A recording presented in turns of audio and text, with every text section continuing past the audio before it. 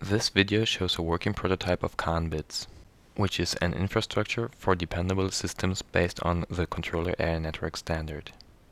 CANbids provides redundancy at several different levels to distributed embedded systems that require a high degree of dependability. The video shows the functioning of two of the main functionalities of CANbids. The first functionality is the tolerance of faults that cause network nodes to generate incorrect data. The second functionality is the tolerance of faults that affect the network. Before we show the video, let us briefly describe these two functionalities. To tolerate faults that cause nodes to generate incorrect data, node redundancy is used. That is, a given task is not performed by a single node, but by several nodes.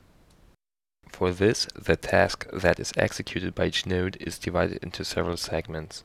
Each segment of each node produces an intermediate result called a CC vector.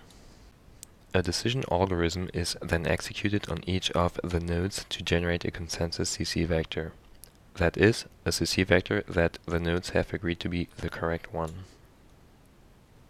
The agreed upon consensus CC vector then serves as the input for the next segment on each node.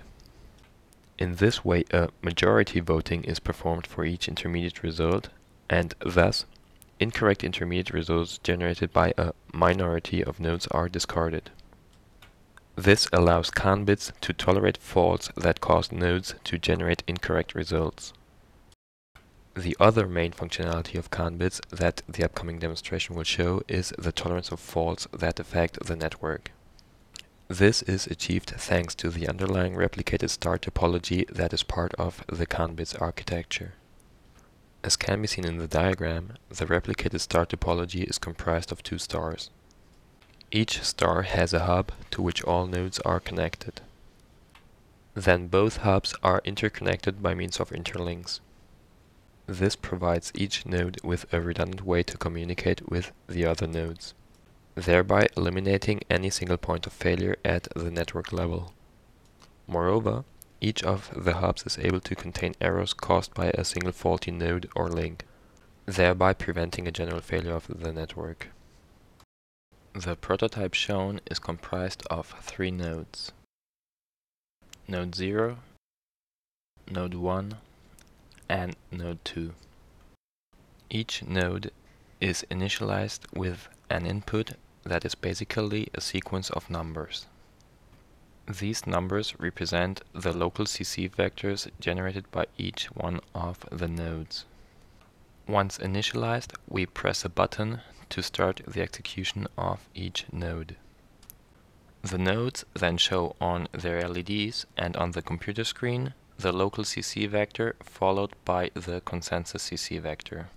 The system is functioning correctly as long as all active nodes reach the same consensus, which occurs as long as only a minority of nodes disagree on the current CC vector's value. To illustrate this, node 2 will suffer a temporal failure. As can be seen, the local CC vector of node 2 disagrees with the one of the other nodes. However, the consensus reached is the same for all nodes.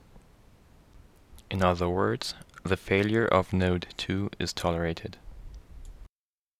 This demonstrates the correct functioning of the voting mechanism in our prototype, and shows how the failure of nodes is tolerated. After node 2 recovers, the next part of the demo will show how, thanks to the star topology, CANbids is able to tolerate faults in the network itself. For this, we will inject faults manually by physically unplugging links.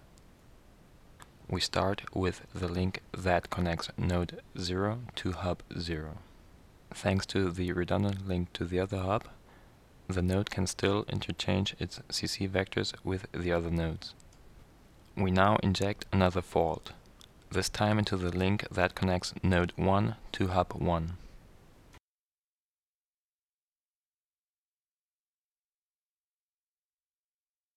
As before, this network fault is also tolerated. We also inject a network fault into the remaining node, specifically into the link that connects node 2 to hub 0.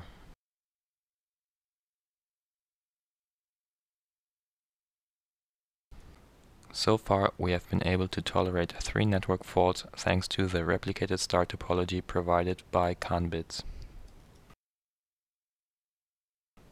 We continue the demonstration by now completely unplugging node 0.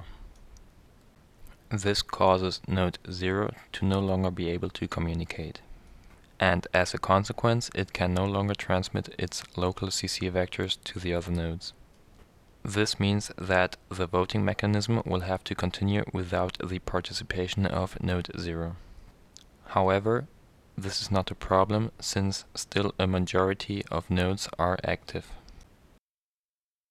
These remaining nodes determine that node 0 is no longer active by waiting a fixed amount of time for it to send its CC vectors. Once this amount of time has elapsed, the active nodes decide that node 0 is not going to participate in the voting of the current segment. In this way, the remaining nodes can still provide a correct service. To recapitulate, we have so far tolerated an incorrect computation of CC vectors by node 2, 3 network faults affecting individual links of each node, and the complete disconnection of one of the nodes.